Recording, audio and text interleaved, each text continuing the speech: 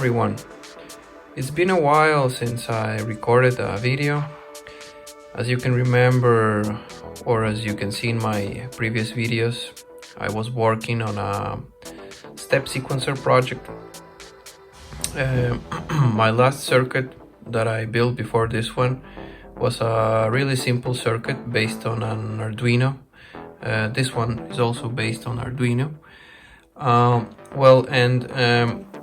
My last video was just a simple demo and explanation of the circuit of a very simple 8-step sequencer, monophonic sequencer, really simple sequencer.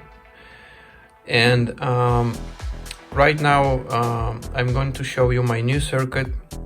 This one doesn't work as a step sequencer yet.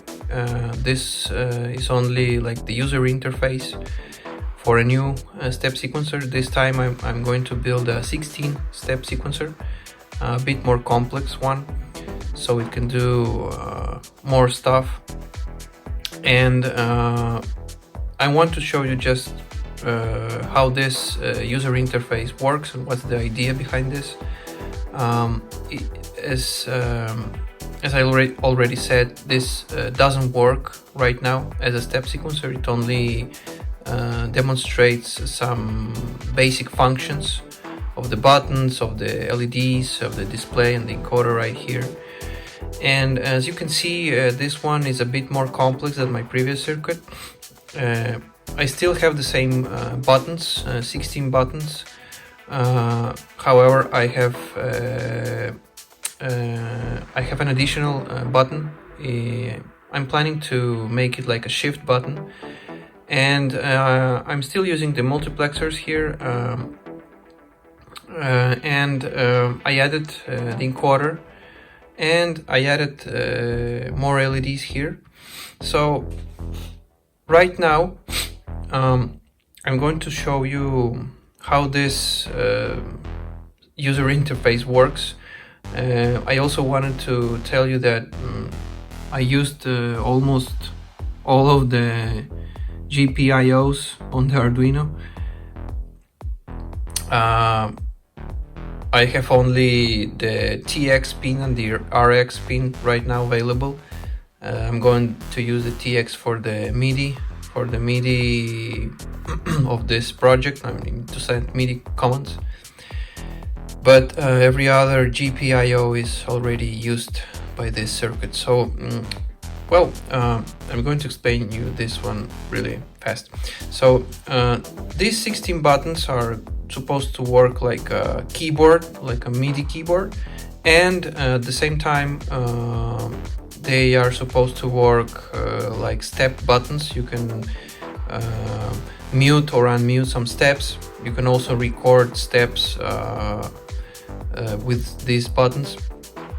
So right now, for example, as you can see there in my 4-digit 7-segment display, it is displaying S1. That means like we are on step 1, and I can use for example, this encoder to change the steps. As you can see, the LED also changes. So I can go from the step 1 to the step 16 using the encoder, for example here. And right now I can use these buttons like just like a keyboard. You know, I'm pressing a button and the LED turns on. So it's really simple. And if I use, for example, shift, I press shift and I can, for example, like use this button as a toggle instead of a momentary switch. So I can turn on some LEDs and then I can turn off. So it's pretty simple. I release shift and you can see the LEDs that I enabled using these buttons turn off, okay? But they remain like in the memory. And For example, I can also use the encoder to change some different parameters here. So for example, I can press the button on the encoder and it shows right now T, that means tempo. For example, I can change the tempo, right? I can also change some other parameters, like for example, this is supposed to be a velocity. So I can change the velocity for my notes. And this one can be like, for example, for different parts of a sequence, I can have part 1, part 2, part 3 through part 8. This is the maximum. Or I don't know, maybe I can set that to be a playback speed. It's a normal playback, that's twice the speed, that's 3 times, 4 times. Sorry, 4 times. So, and I return to my steps, right? So, because you can see it's pretty simple operation of this user interface. However, yeah, there is a lot of cables and like a lot of resistors and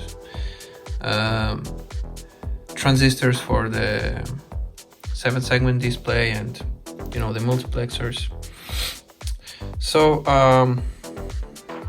I'm going to create a program, a sketch for this, for the Arduino, to make the thing work as a 16-step sequencer. So once I do this, I can upload a video. But for now, I think that's all. Thank you.